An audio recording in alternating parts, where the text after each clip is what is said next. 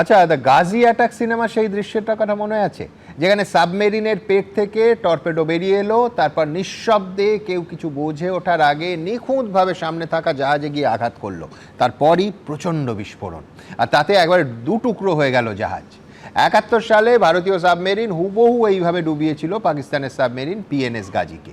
Reel আর রিয়েলের এই ঘটনারই পুনরাবৃত্তি হলো, প্রায় এই ঘটনারই পুনরাবৃত্তি বলা যায় বুধবার। শ্রীলঙ্কা উপকূলের কাছে ভারত মহাসাগরের বুকে টর্পেডোর আঘাতে ইরানের যুদ্ধজাহাজ আমেরিকা ডুবিয়ে দিল।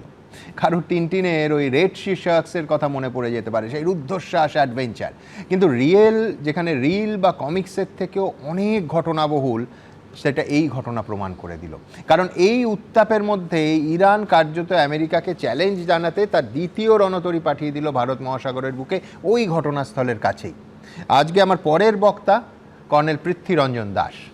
তার মানে কর্নেল দাস, যুদ্ধের ষষ্ঠ দিনে পরিস্থিতি যেদিকে যাচ্ছে তাতে শুধু মধ্যপ্রাচ্য আর নয়, এই যুদ্ধ ক্রমশ বিরাট আকার নিচ্ছে এবং শেষ পর্যন্ত সেই যে আশঙ্কা যে তৃতীয় বিশ্বযুদ্ধ, সেই চেহারা নিতে চলেছে।